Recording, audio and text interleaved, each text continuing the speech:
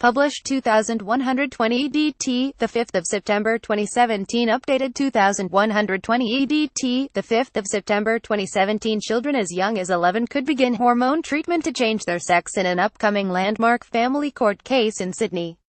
A child wanting to transition wouldn't need approval from a court, but instead only their parents and a medical professional.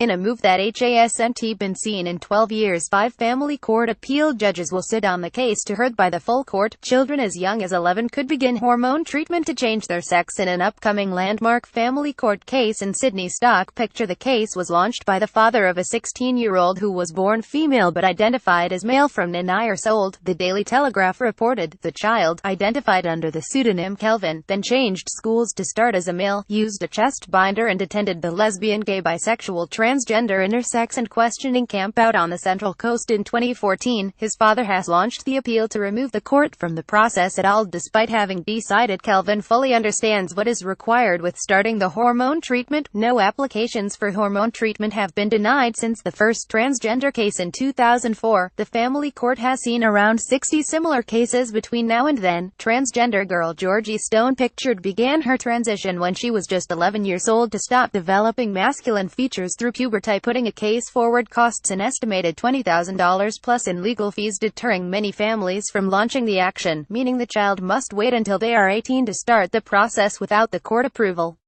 Multiple family court judges have indicated the issue is not for the courts. A number of judges have expressed the view that this is not a matter that should be before the court. Associate Professor Fiona Kelly, the editor of Australian Journal of Family Law, said on Monday, transgender girl Georgie Stone began her transition when she was just 11 years old to stop developing masculine features through puberty.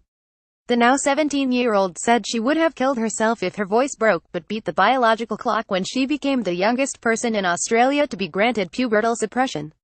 Georgie pictured and her parents Greg Stone and her mother Rebecca Robertson appealed the court's jurisdiction after her own win, and had a partial victory in 2013. About 5 years after the family court granted her competent to consent to treatment, Georgie began campaigning to make it easier to access for transgender teens and children. After her own win, Georgie and her parents Greg Stone and her mother Rebecca Robertson appealed the court's jurisdiction, and had a partial victory in 2013. To access stage 1 treatment, known as puberty blockers, children are no longer required to go to court as it was deemed fully reversible and felt to be therapeutic. The second stage of treatment, irreversible gender-affirming hormones, is what will be contested.